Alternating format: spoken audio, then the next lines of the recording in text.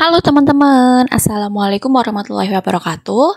Welcome back to my channel bersama saya Fisa Rafia. Di video kali ini saya masih ngebahas tentang seputaran TKP, tes karakteristik pribadi, yaitu tentang teknologi informasi dan komunikasi. Oke, sebelum kita masuk ke contoh soalnya, bagi teman-teman yang baru bergabung di channel ini, bisa diklik tombol subscribe-nya dan diaktifkan loncengnya agar tidak ketinggalan video-video bermanfaat lainnya. Oke, tanpa berlama-lama langsung aja kita masuk ke contoh soalnya. Nah, oke teman-teman, sebelum kita masuk ke contoh soalnya, di sini saya ada sedikit tips bagi teman-teman untuk menjawab soal teknologi informasi dan komunikasi. Gimana sih caranya biar kita bisa memilih jawaban yang paling efektif dan bisa mendapatkan skor paling tinggi? Oke, tipsnya adalah mau mencoba inovasi baru. Yang kedua, tidak menutup diri dari perubahan sistem yang ada. Yang ketiga, memanfaatkan peluang yang ada untuk meningkatkan kinerja. Jadi, bisa saya simpulkan, jika teman-teman nanti menemukan soal teknologi informasi dan komunikasi pada soal TKP, cari jawaban yang paling mampu memanfaatkan teknologi informasi secara efektif untuk meningkatkan kinerja. Paham sampai di sini? Oke, sekarang kita masuk ke soal yang pertama. Saat Anda sedang asik bekerja, rekan kerja Anda menghampiri Anda dan meminta tolong untuk membantunya mengedit file laporan yang harus segera ia serahkan pada pimpinan. Anda akan A. Mengeditkan file tersebut agar cepat selesai. B. Mengarahkan rekan kerja saya untuk mengeditnya sendiri sesuai instruksi yang saya berikan. C. Membantunya dengan memberikan semangat dan dukungan disertai doa agar ia segera dapat menyelesaikan laporannya. D. Meminta maaf karena Anda saat ini sedang sibuk sehingga tidak dapat membantunya. E. Memahami kesulitannya karena Anda tahu rekan Anda ini memang gagap teknologi.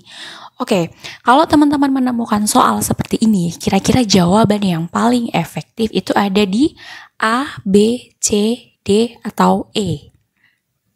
Oke teman-teman, kalau kita lihat dari choice A sampai choice E, jawaban yang paling tepat itu adalah jawaban yang B. Mengarahkan rekan kerja saya untuk mengeditnya sendiri sesuai instruksi yang saya berikan. Kenapa kok B? Karena pada aspek penilaian kepribadian tentang teknologi informasi dan komunikasi itu bertujuan untuk menilai pengetahuan peserta tentang teknologi tersebut. Yang mana artinya dalam aspek ini peserta dituntut untuk memiliki wawasan umum dan mampu menggunakan teknologi informasi seperti internet, komputer, alat komunikasi seluler, dan lain-lain. Maka opsi B ini merupakan pilihan jawaban yang paling tepat karena tidak hanya mampu memanfaatkan, namun teman-teman juga mampu mengajarkannya dengan memberikan instruksi pada rekan kerja. Oke, paham ya teman-teman sampai di sini? Oke teman-teman, sekarang kita masuk di contoh soal yang kedua. Anda adalah seorang petugas administrasi di sebuah kantor pelayanan publik. Suatu ketika, Anda tidak dapat lagi menyimpan data pelanggan karena memori komputer penuh. Maka, Anda akan A. Mencari jalan keluar dari permasalahan yang Anda hadapi dengan mencari literatur studi kasus yang sama di internet. B. Mengundang ahli IT untuk memberikan pengetahuan kepada saya tentang cara menambah memori komputer. C. Mengundang ahli IT untuk memberikan solusi atas masalah yang saya hadapi. D. Membahas permasalahan yang saya hadapi dengan rekan kerja. E. Menyimpan data pelanggan di penyimpanan awan atau cloud driver. Oke, kalau soalnya seperti ini, kira-kira jawaban yang paling efektif yang mana teman-teman? A, B, C, D, atau E? Nah, kalau kita lihat dari choice A sampai choice E, jawaban yang paling efektif itu adalah jawaban yang E. Menyimpan data pelanggan di penyimpanan awan atau cloud driver. Kenapa kok E? Karena dengan menyimpan data pelanggan di penyimpanan, artinya kita dianggap mampu dalam menyelesaikan masalah dalam bekerja. Kita dianggap menguasai atau mampu menggunakan alat atau sarana atau media dalam hal teknologi informasi dan komunikasi seperti internet, komputer, alat komunikasi seluler, dan lain-lain. Oke, paham ya teman-teman sampai di sini? Oke, teman-teman, sekarang kita masuk di contoh soal yang terakhir. Anda bertanggung jawab pada sebuah proyek iklan yang ditangani oleh perusahaan Anda. Anda sering bertemu dengan berbagai karakter model, artis, maupun kru iklan yang sangat beragam. Bagaimana cara Anda menghadapi artis ataupun kru yang egois dan banyak mau?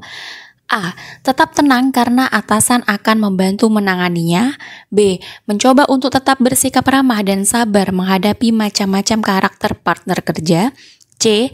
Berdiskusi dengan rekan lain tentang bagaimana seharusnya menghadapi artis ataupun kru yang egois dan banyak mau. D.